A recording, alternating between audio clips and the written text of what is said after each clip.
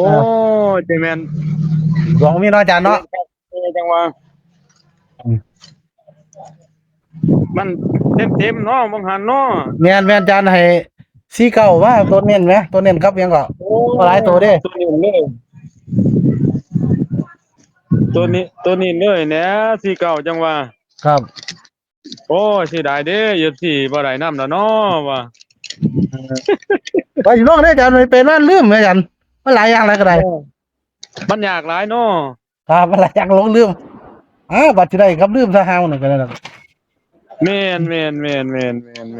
โอ้เอามื้อนี้ยให้เนี่ยอาจารย์โทรมาไว้ก็เลยได้จะว่าเปล่าเลยอาจารย์เอามื้อนี้เอาไม้รั่วยกซ่องซะมื้อนี้ครับผมขอบคุณแล้วครับอาจารย์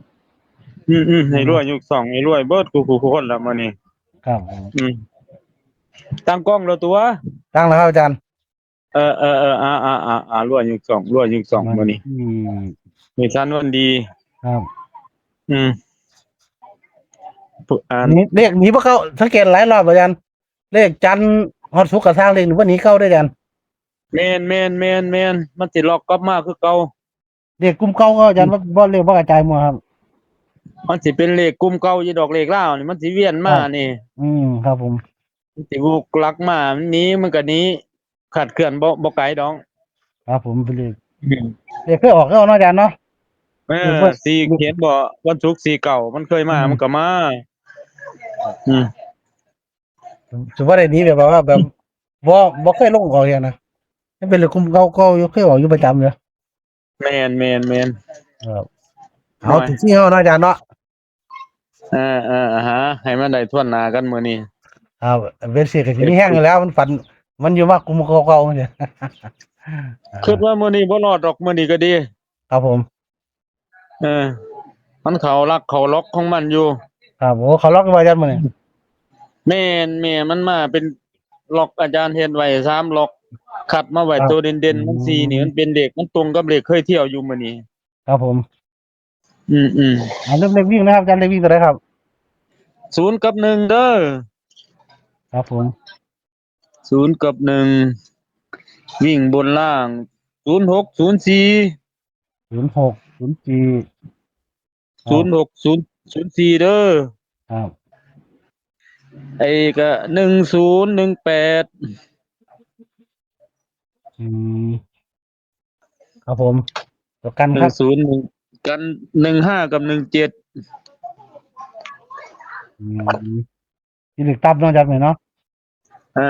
1517อาจารย์มั่นใจเลข1แล้วมื้อนี้ติดหนึ่งเนาะอาจารย์เลขติด1ครับก็ตัวหลักตัวชอบก็สิเป็น10กับ06อืม10ไอ้กับ05กับ06เนาะ110กับ06ครับผมตัวหลักตัวชอบแต่ว่าพออยากซื้อเม็ดเดียวนี่ก็คือ10ซื้อตัวเดียวโคโลโลดมื้อนี้ครับโอ้ตัวทุนหน่อยเนาะอาจารย์เนาะเอาไปทุนหน่อยเอาครับอันนั้นให้แน่อาจารย์เอาสามตัวให้แน่เอาได้ครับ101101แล้วก็181181อาจารย์มักหลายมื้อนี้เลข3ตัวก็มักยันหาบเนาะอาจารย์เนาะอาจารย์เป็นเลขหามหาบวิธีอาจารย์เลขเล่านี่ถ้าหาคันมา101ก็ให้มันรั่วยุค2โลดนะครับผมเอออืมๆอาจารย์นี่ก็ให้เมียฝรั่งจัดเต็มเบิดเกี่ยวกับเลข1มื้อนี้ครับอันนางผ้าพันแม่นมันกับพันแง่ไข่มดแดงได้อาจารย์มื้อนี้แน่ผมว่าห้อยมันเข้ากันแท้เด้อว่าที10น่ะเพิ่นคือกันล่ะให้เมียฝรั่ง1ไอ้0110กับ1881อืม1517เมียฝรั่งไปจัดเบิด40,000ล่ะอืมเราได้2-3แสนเด้เราได้4เก้าวังหันเราได้หลายครับได้หลายเนาะอาจารย์เอ๊ะน้อยเราอาจารย์เด้อได้หลายว่าแล้วนี่ก็สิลงให้ว่าซั่นบ่โทรเอาก็เสียนเขียนเอานะเว้านะเอาเฮาแล้วว่าลืมไปทำอาจารย์โอ้ยเนาะลองนี่เจ็บลองดูโอ้ยเลือดแม่ไหลเป็นทางอีกเลยเนี่ยเอเจอเมียฝอรั่ง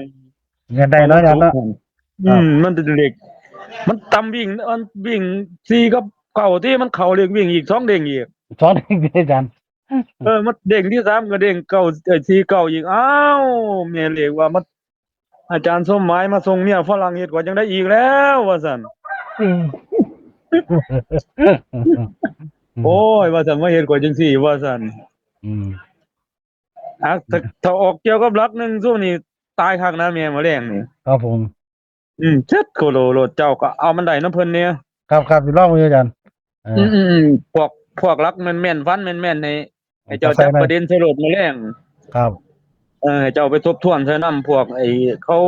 วิ่งหลักแม่นปะทะกับของข่อยนี่ก็พวกฟันเนี่ยจัดโลดมื้อแลงเจ้า ครับผมได้ใส่มาอาจารย์นะ ให้มันได้ค่าปลาทูค่าขนมปังน้ำเขาก็ได้ดอกหมู่เฮาบ่หนักดอก แม่นอาจารย์เออ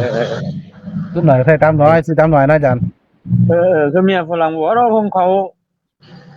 บ่ย้านเขาทุนเขาใหญ่เนาะ ครับผม ของเศรษฐีเล่นไว้เงินผัวเป็น10กว่าล้าน20ล้านเขาเล่นม่วนเล่นถือเฮ็ดบุญไปนำเขา ครับ ถ้าได้หลายเขาก็เฮ็ดบุญหลายเขาเงินเบิดบ่อยาก ครับผม แต่ว่าหมู่เฮาก็ตามแห้งเนาะหมอรวย ครับ เฮาไปตามแห้งเฮาให้ FC ได้นํกันหมู่เฮาเอาสรุปเด้อหมอรวยเด้อ ครับผมขอบคุณหลายๆครับอาจารย์สรุปเด้อนะครับอาจารย์ให้วิ่ง0กับ1เด้อนะครับให้06 04 10แล้วก็18นะครับตัวเน้นส่วนกันก็คือ15 17 3ตัว101 181นะครับเน้นก็มัน01 10ตัวอย่างตัวเดียวโคโลก็คือ01เลย10ครับผมกัน06อีกตัวหนึงนะอาจารย์นะตัวเน้นนะครับ แม่ เน้น2ตัวคือ16กับ10เลยไปครับ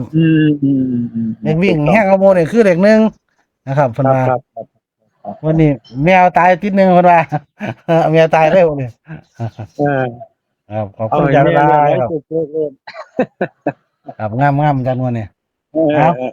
เลขตายต่ำเด้อพี่น้องวันนี้ผู้ใดมีตัวใดเด็ดๆเลขบ่สูงจับใส่กับอาจารย์นั่นมื้อนี้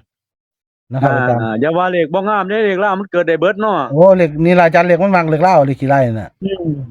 เพิ่นว่าเลขลาวงามก็คิดผิดเด้อครับ ครับผมเอาแต่อาจารย์ขอบคุณหลายๆขออาจารย์อยู่ดีมีแรงสุขภาพแข็งแรงครับผมขอบคุณหลายๆครับสวัสดีครับก็จบไปแล้วสำหรับอาจารย์สมัยเนาะ